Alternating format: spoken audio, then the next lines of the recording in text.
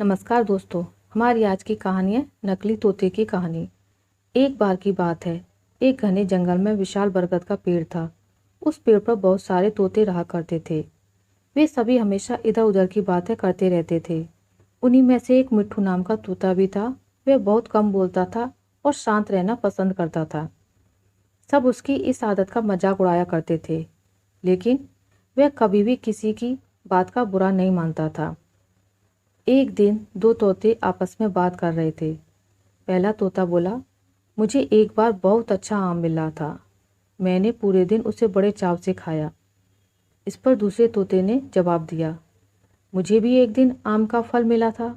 मैंने भी बड़े चाव से उसे खाया था। वहीं मिट्ठू तोता चुपचाप बैठा था। तब तोतों के मुखिया ने उससे देखते हुए कहा, अरे हम तोतों का तो काम ही होता है बात करना, तुम क्यों चुप रहते हो? मुखिया ने आगे कहा, तुम तो मुझे असली तोते लगते ही नहीं, तुम नकली तोते हो। इस पर सभी तोते उसे नकली तोता कहकर बुलाने लगे, लेकिन मिट्ठू तोता फिर भी चुप था। यह सब चलता रहा। फिर एक दिन रात में मुखिया की बीवी का हार चोरी हो गया।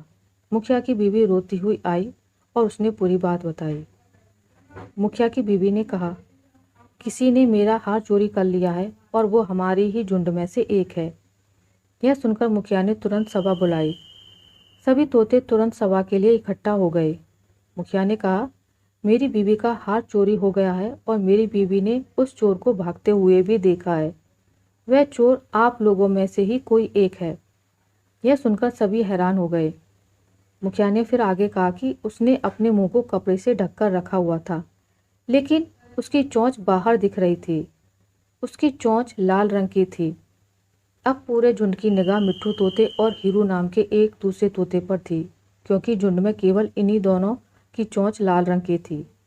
यह सुनकर सभी मुखिया से चोर का पता लगाने के लिए बोलने लगे, लेकिन मुखिया ने सोचा कि ये दोनों मेरे अपने हैं, मैं कैसे इनसे पूछ सकता हूँ कि तुम चोर हो क्या। इसलिए मुखिया ने एक कौवे से इसका पता लगाने के लिए मदद ली। असली चोर का पता लगाने के लिए कौवे को बुलाया गया। कौवे ने लाल चोंच वाले हीरू और मिट्ठू तोते को सामने बुलाया। कौवे ने दोनों तोतों से पूछा कि तुम दोनों चोरी के समय कहाँ थे। इस पर हीरू तोता जोर जोर से बोलने लगा, मैं उस दिन बहुत थक गया था, इसलिए खाना खाकर मैं उस रात जल्दी सोने के लिए चला गया था। वहीं मिट्ठू तोते ने बहुत धीमी आवाज़ में जवाब दिया। उसने कहा, मैं उस रात सो रहा था। इस बात को सुनकर कौवे ने फिर पूछा, तुम दोनों अपनी बात साबित करने के लिए क्या कर सकते हो। इस पर हीरू तोता फिर बड़ी तेज आवाज़ में बोला, मैं उस रात सो रहा था, मेरे बारे में सब जानते हैं। ये चोरी मिट्ठू ने ही की होगी, इसलिए वह इतना शांत होकर खड़ा है। मिट्ठू तोता चुपचाप खड़ा हुआ था। सभा में मौजूद सभी तोते चुपचाप यह सब देख रहे थे। मिट्ठू तोता फिर धीमी आवाज़ में बोला, मैंने यह चोरी नहीं की है। इस बात को सुनकर कौवा मुस्कुराकर बोला कि चोर का पता लग गया है। मुखिया के साथ साथ सब लोग हैरानी से कौवे की तरफ देखने लगे। कौवे ने बताया कि चोरी हीरू तोते ने की है। इस पर मुखिया ने पूछा, आप यह कैसे कह सकते हैं? कौवे ने मुस्कुराकर कहा, हीरू तोता जोर जोर से बोलकर अपने झूठ को सच साबित करने में लगा था, जबकि मिट्ठू तोता जानता है कि वह सच बोल रहा है, इसलिए वो अपनी बात आराम से कह रहा था। कौवे ने आगे कहा, वैसे भी हीरू तोता बहुत बोलता है, उसकी बात पर भरोसा नहीं किया जा सकता।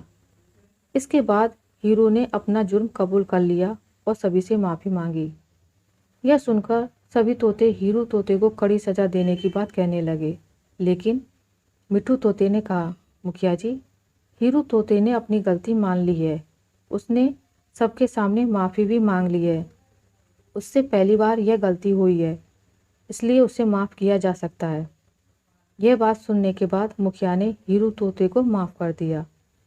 कभी कभी ज़्यादा बोलकर हम अपनी अहमियत खो देते हैं, इसलिए ज़रूरत के समय ही बोलना चाहिए। आशा करती हूँ आपको मेरी आज की कहानी अच्छी लगी होगी। अगर आपको मेरी ये कहानी अच्छी लगी है तो इसे लाइक करें, ज़्यादा से ज़्यादा शेयर करें, और अगर आप मेरे चैनल पर नए हैं तो इसे सब्सक्राइब करना ना भूलें। मिलते हैं एक नई कहानी के साथ, तब तक के लिए नमस्कार।